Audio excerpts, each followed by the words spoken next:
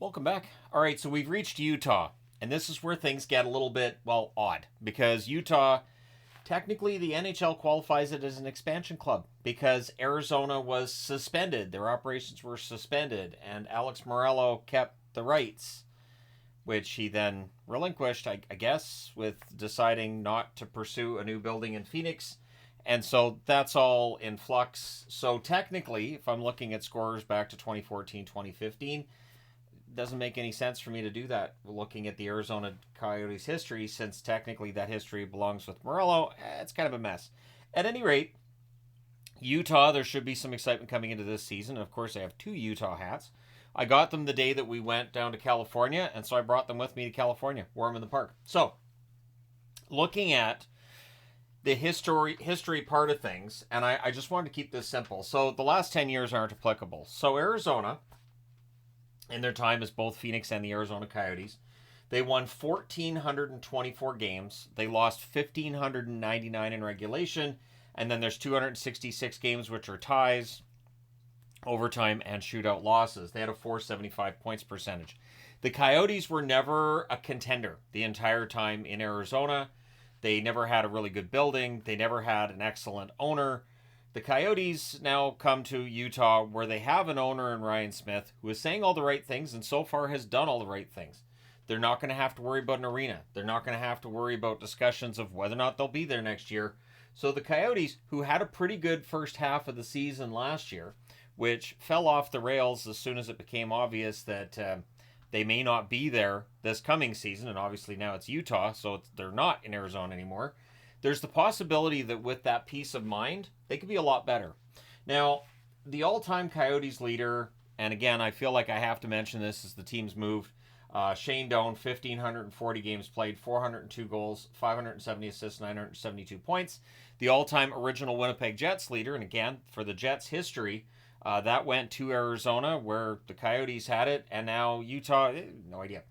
713 games for Howard with the Jets, 379 goals, 550 assists, 929 points. Then when we look at goaltenders, Brizgalov ends up being the number one guy for the Coyotes. 130 wins, 83 losses, and 27 ties, shootout losses, overtime losses. And then there's Winnipeg and Arizona, Bob Essenza, 129, 124, and 35 record. Yeah, backup Bob's on the board. And Bob Essenza had some really good years with the Winnipeg Jets, and then he played for the Coyotes as well. So, will there be anybody who was a star for the Coyotes that will keep that up in Utah? I think there's going to be a few. But there's a lot of good young players on this roster, and so looking forward to having a chance to break out more magnets. I do agree with people that I wish there was something more fun with Utah's branding for this year, but as you can see, I've got magnets and stickers that I turn into magnets, so we're good.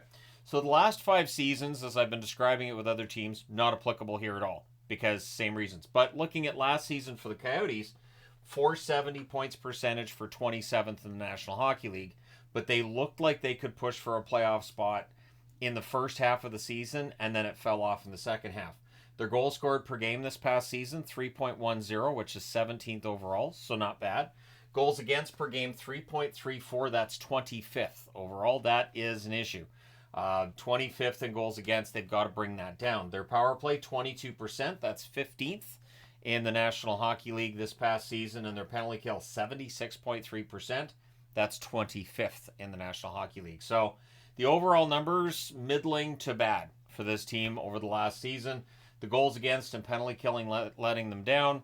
The goaltending was great the first half of the season. It had its issues in the second half of the season, as did other parts of the team. Clayton Keller led this team in scoring. Kid's a star, and I think going to Utah could be great for his career as well. 78 games, 33 goals, 43 assists, 76 points.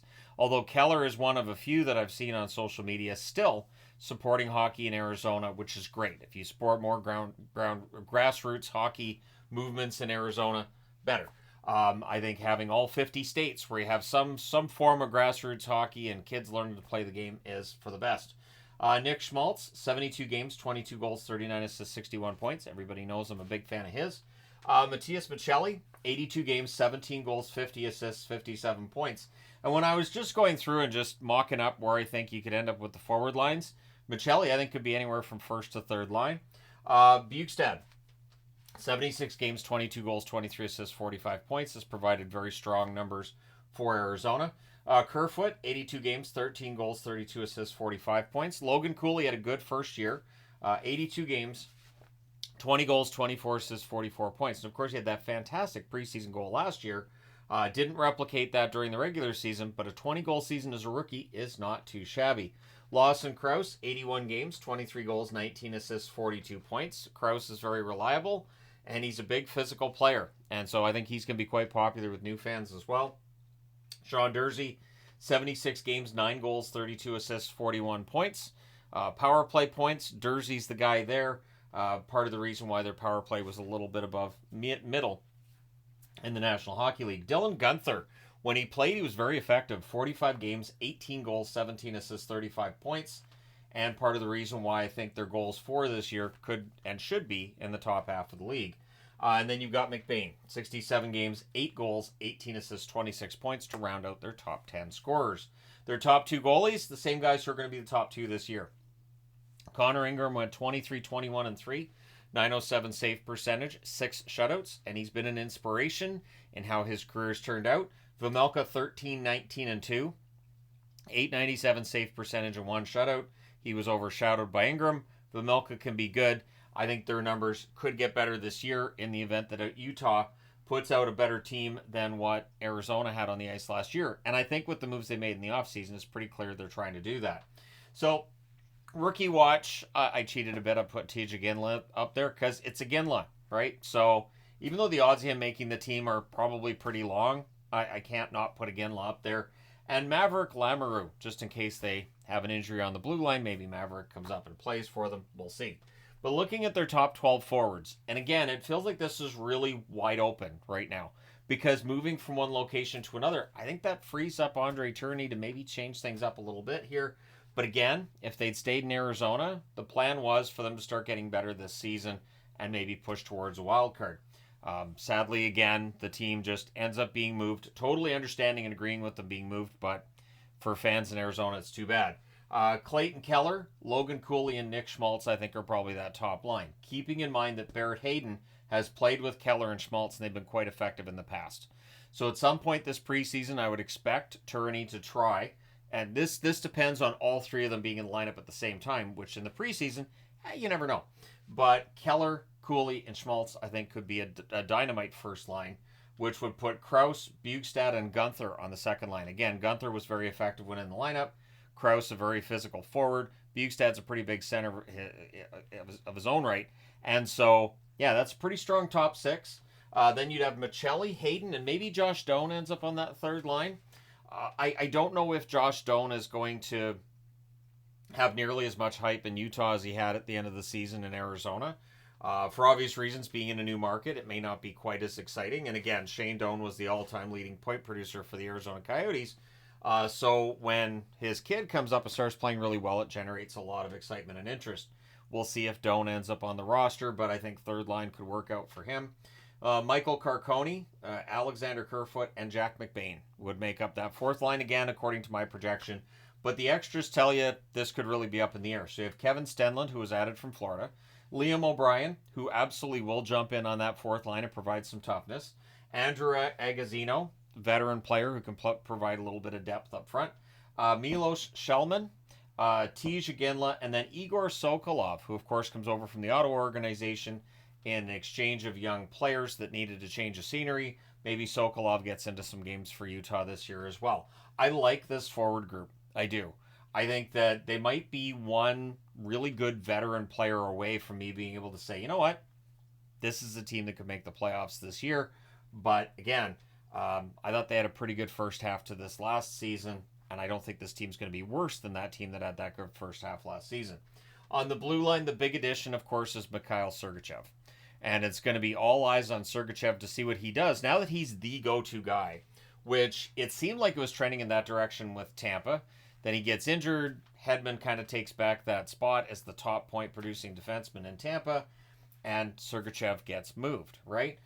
John Marino picked up in the offseason as well. How many minutes is he going to play? Will he be on the top pairing? Will he be on the second pairing?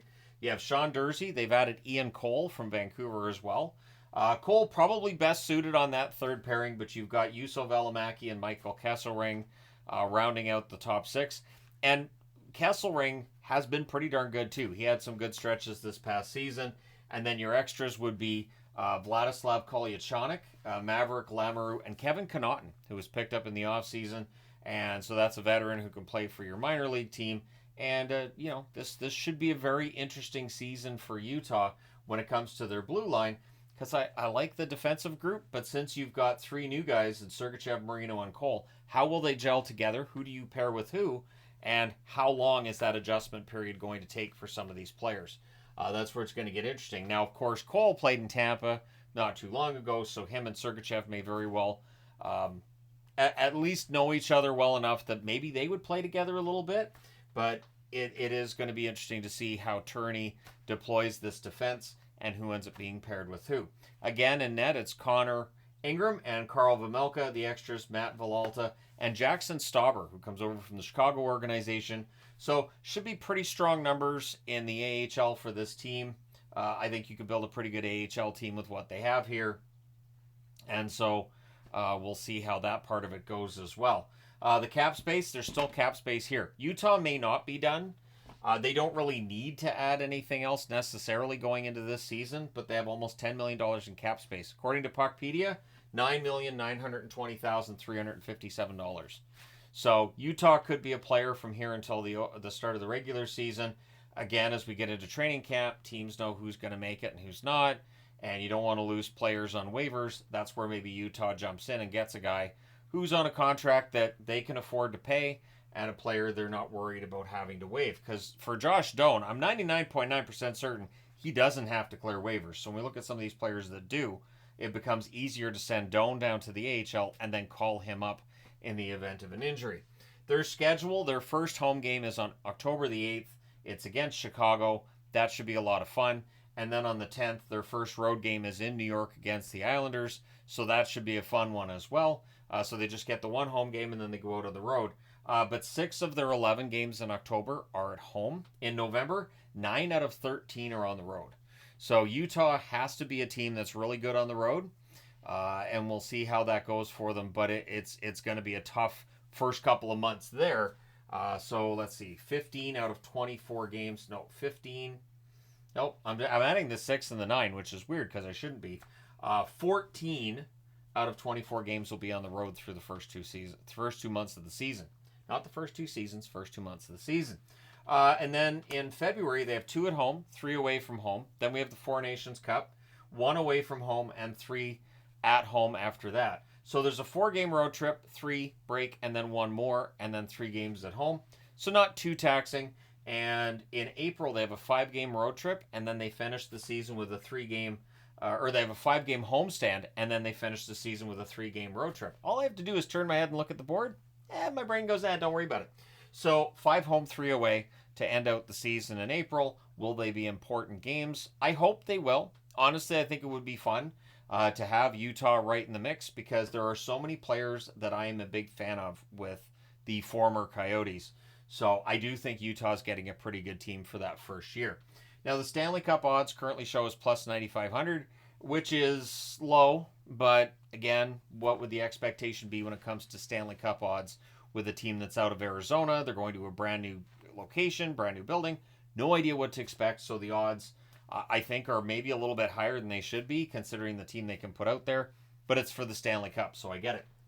Now, the channel vote, 2% of the channel said first or second, so I can only assume there's the ones that vote that just intentionally picked the wrong one. And there may very well be some people look at this lineup and say, it's going to surprise people. 20% of the votes say third or fourth, which I feel like is more optimistic than people have been about Arizona in a while. 51% say fifth or sixth, and 26% say seventh or eighth. So if they end up fifth or sixth, that means they're ahead of a couple other teams in their division at the very least, and they're in the mix. And that's really what you want to see with the former Coyotes. It did feel like they were doing that slow build. That build can now continue in Utah, but with the fact that they're going to have a full building, a much larger building, and an owner that's not shy about spending money, at least at this point, this team could get better very, very quickly. So there you go. Let me know your thoughts in the comment section below. What do you expect from Utah in their first year as a National Hockey League franchise? Hit like and subscribe in the event you've not done so already. I think this is going to be a fun year for Utah, and I look forward to covering it. Thank you guys so much for all your support. I will talk to you again soon.